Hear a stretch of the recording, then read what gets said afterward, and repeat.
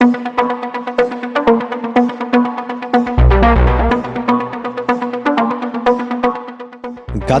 সাংবাদিক আসাদুজ্জামান তুহিন হত্যা মামলার অন্যতম আসামিরা গ্রেফতার হয়েছে।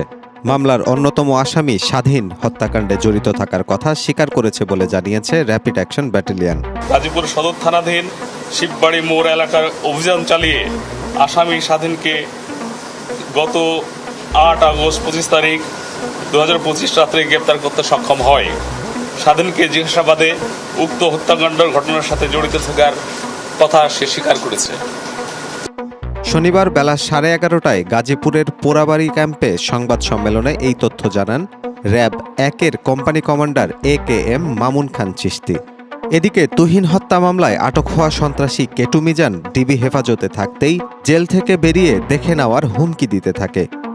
মানুষ হত্যার মতো এত বড় অপরাধ করার পরও বিন্দুমাত্র ভয় বা অনুশোচনা নেই কেটু মিজান ও তার দলবলের। জানা যায় কেটু ও তার দলবল দীর্ঘদিন ধরেই গাজীপুর চৌরাস্তা এলাকায় ত্রাসের রাজত্ব চালিয়ে আসছে। ওই এলাকার অনেক রাঘব বোয়ালরা কেটুর স্ত্রী গোলাপি ও তার সাঙ্গপাঙ্গদের প্রশ্রয় দিয়ে আসছে। গ্রেফতার হওয়ার পরও এই সন্ত্রাসীদের মারমুখী আচরণ দেশের আইন শৃঙ্খলা ব্যবস্থার চরম দুর্বলতায় প্রকাশ করে। আপনাদের সাথে কথা বলা মিথ্যা, সত্যি কথা বললেও আপনারা কোন মিথ্যা। কেটু ও তার বাহিনীর দৃষ্টান্তমূলক শাস্তির দাবি প্রত্যাশা করছেন সাংবাদিক তুহিনের পরিবার ও এলাকাবাসী। হাসান অয়ন, সাপ্তাহিক ইনকিলাব।